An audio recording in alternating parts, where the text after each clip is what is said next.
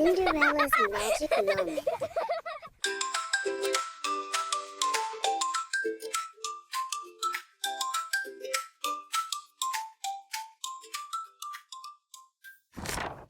Once in a kingdom filled with whispering woods and singing streams, lived a kind girl named Alara. While others spent their days playing, Alara spent hers sweeping the hearth and tidying the tall stone house. But her heart was never heavy, for she filled her mind with dreams of starlight and dancing. She often sat by the window, watching the birds and wondering if magic was real.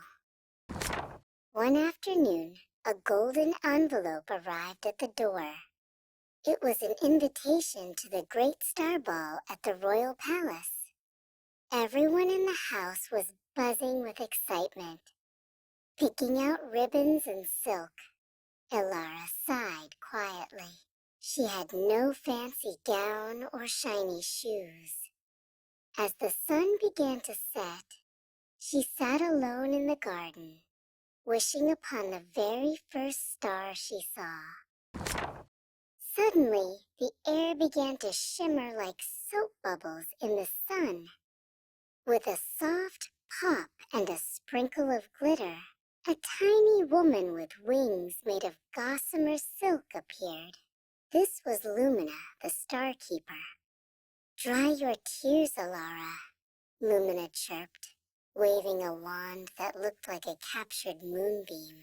"Tonight, your dreams are coming to life." Lumina pointed her wand at a plump, orange pumpkin growing near the fence. "A bit of wiggle and a lot of glow. Turn this fruit into a coach to go." With a flash of light, the pumpkin stretched and grew until it became a magnificent golden carriage with wheels that looked like spinning suns.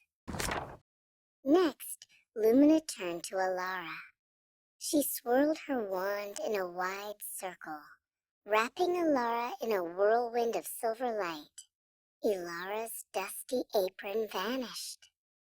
In its place was a gown that looked like it was woven from the midnight sky, decorated with tiny, glowing pearls that twinkled whenever she moved. "The most important part," Lumina whispered, reaching into the air and pulling out a pair of shoes. They weren't made of leather or cloth, but of clear, polished crystal that captured the moonlight. As Alara slipped them on, they fit perfectly. "Remember," Lumina warned, "the magic fades when the clock strikes 12. The carriage whisked Alara away to the palace. When she stepped out, the palace guards bowed, thinking she was a princess from a faraway land. The grand ballroom was filled with music and the scent of 1,000 roses. Alara took a deep breath, her crystal slippers clicking softly on the marble floor as she entered the room.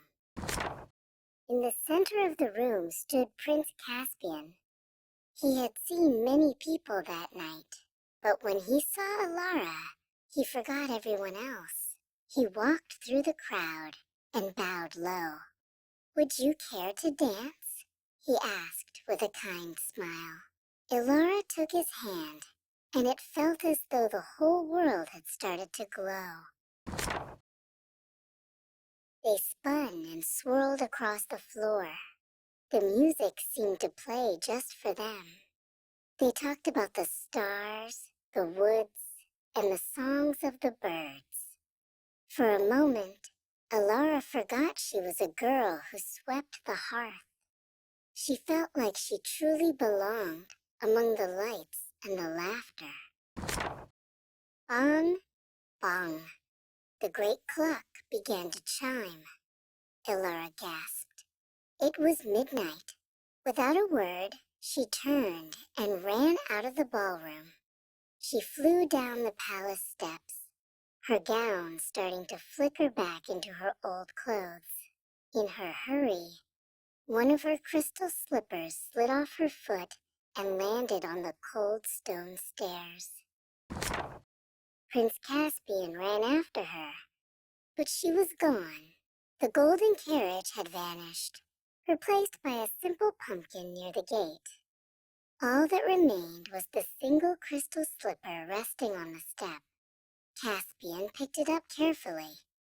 "I must find the girl who fits this shoe," he vowed to the moon. "She is the one I seek." The next day, Caspian traveled through the kingdom until he reached Alara's house. When she stepped forward and placed the slipper on her foot, it fit perfectly. Alara and Caspian realized that magic isn't just about gowns and coaches. It's about the kindness in your heart. They lived happily ever after, dancing under the stars every single night.